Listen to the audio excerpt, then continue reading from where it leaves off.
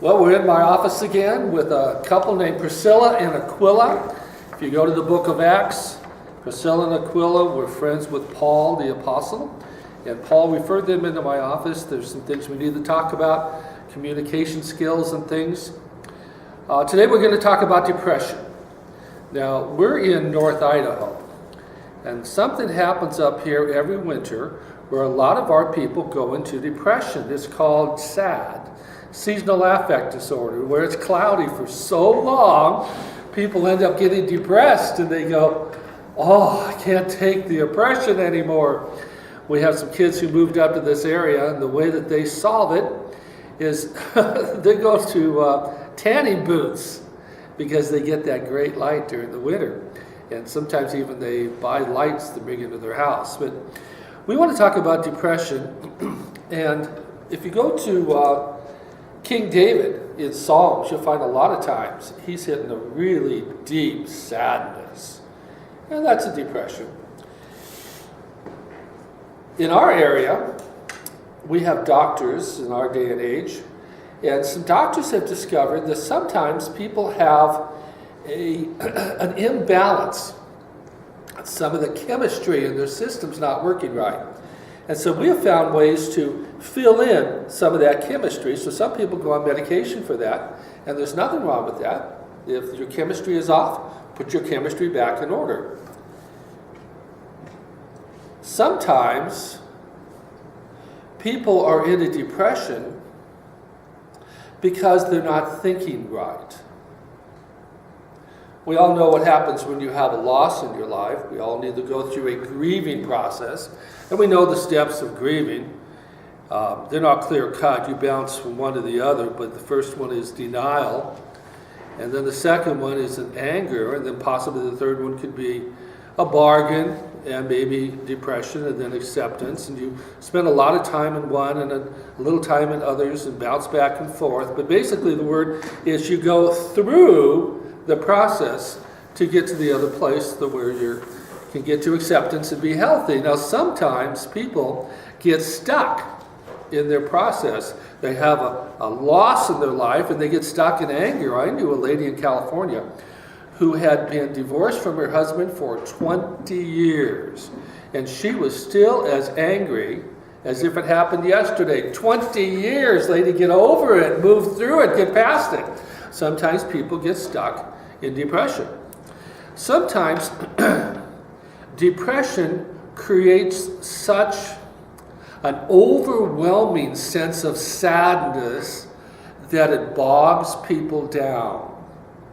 I want to say perhaps that sometimes they have static in their head, static in their thinking, and they're not able to do their work. Now, it's important for us to all do psychological work. There's times we need to work through things. Sometimes we have process of going through things. And if you get stuck in one, like depression, and you get so much static in your head that you can't reason through things, you can't do your work, sometimes doctors give people medication to help lift them out of the mire, turn down the volume inside their head, so that they can do their psychological work. Now, this is one thing that really bothers me about doctors. The average doctor spends about 7 minutes with each of his patients. He doesn't spend the time to say, no, I'm going to give you this medication to help turn down the volume and get you to a place where you can do your work. Now, let's talk about how to do that work. Sometimes he needs to refer them, I think, sometimes to a counselor.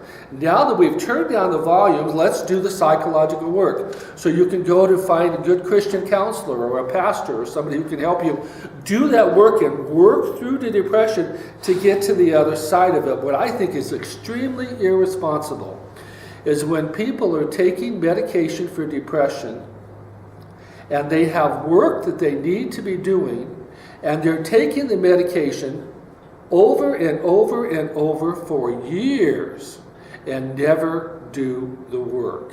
That's where I think doctors let the ball drop. We need to move through, get from one point to the other. We had a group in our day and age called the Eagles, and they sang a song called Desperado.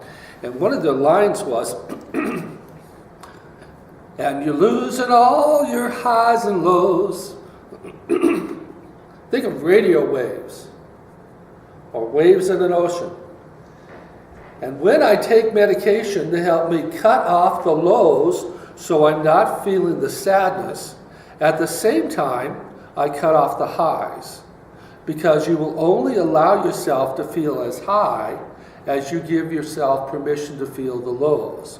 So when I cut off the lows, I also cut off the highs, and pretty soon I do it again, and pretty soon I do it again, and boy, in the hospital you get a flat line, you're dead. Okay.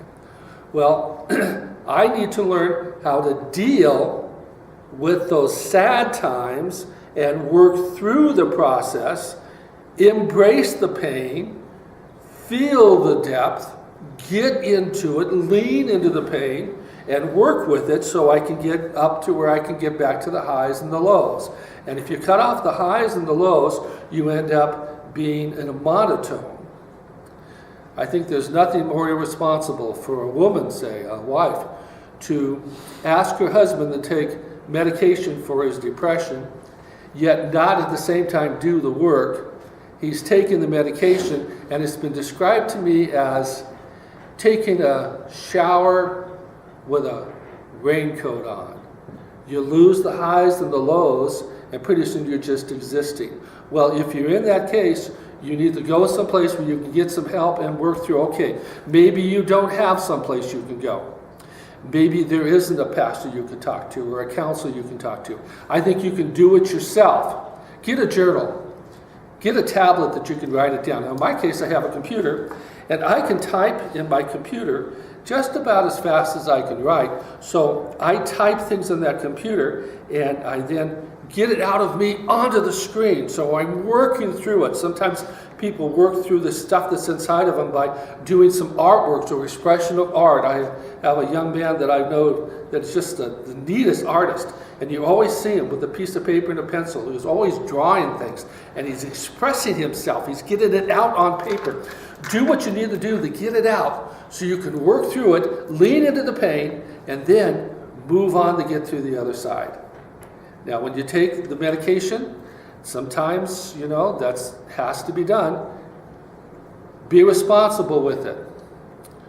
Jesus healed a man who had leprosy. Now, Jesus, the Son of God, heals a man who has leprosy.